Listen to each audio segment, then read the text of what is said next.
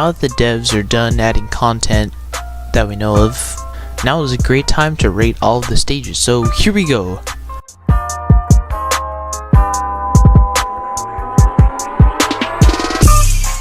Who saw this one coming? Everyone. Probably one of the worst maps in Splatoon ever because of how long the map is.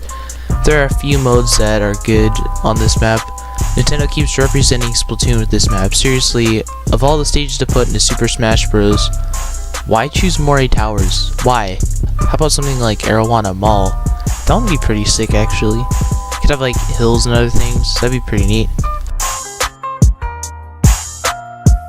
What were they thinking? This map is super small and crowded. Those grates make everything suck. It's just a bad map. Stingray Heaven. Seriously, there's a time where you pretty much had to run at least 2 Stingrays because of how good they were. I don't understand, so many other maps were reworked and this one isn't. This one needs a more raised area and to be a little bit bigger.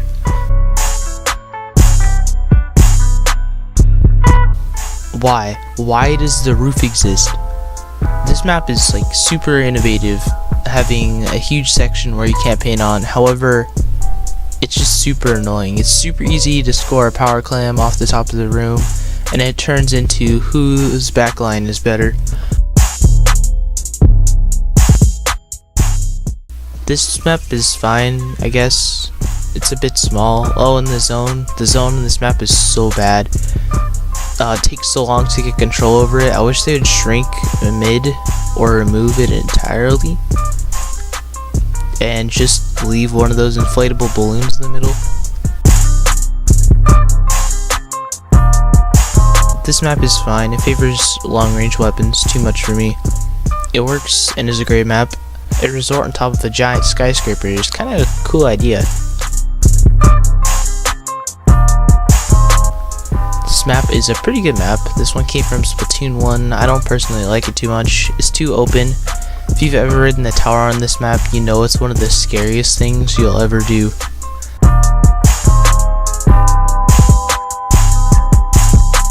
The final destination of Splatoon. Simple map that does what it needs to do. Not much to like or hate about it. This map is too small for me and the ranked modes don't make use of the ends of the map, nicknamed useless.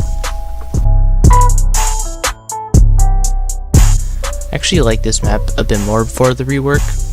Getting wiped is a lot more punishing. The ink rails makes it so that doesn't happen too often, but it does happen. This one's pretty interesting with the zones being split and only certain weapons being able to paint across the giant gap to get to the other zone. Cool idea. This map used to be one of the fastest Rainmaker maps in the game. Now, not so much. It's back to normal. It's definitely a much more pleasant map after the rework. This map has a lot of height differences. It's basically Black Belly pre-rework. Fun to play on, don't have any complaints.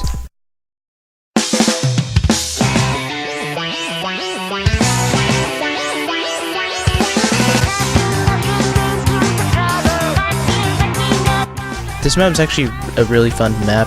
The moving platforms make it so backliners can move up if they want.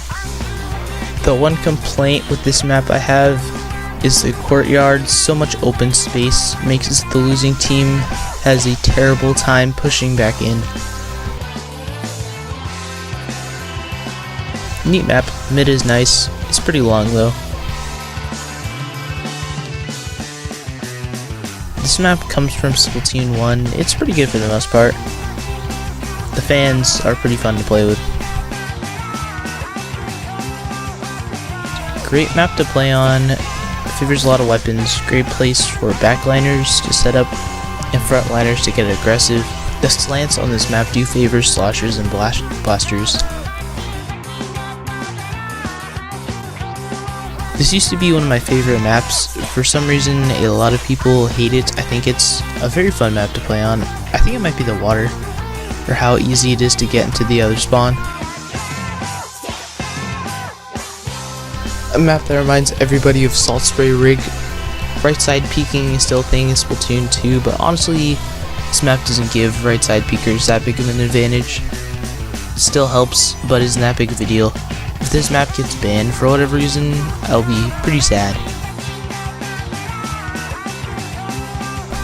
An instant classic. First map revealed to have a roof, if you will, that being the bridge.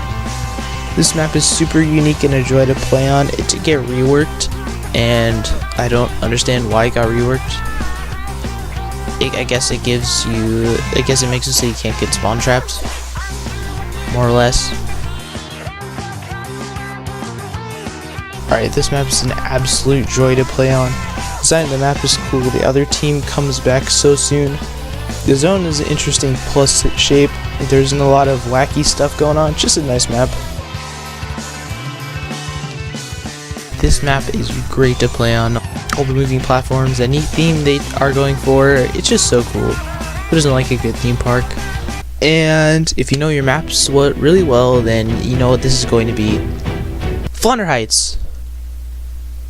Nah, just kidding, it's not in this game. Too bad. Maybe Splatoon 3 Flounder Heights was one of the first released, that'd be great. Seriously though, Inkbot Art Academy. Yes, this map is never boring on any mode. Rainmaker is always tense. Zones is a perfect pace. The tower control is really great. There's so many ways to get out of your spawn. So you never get spawn locked.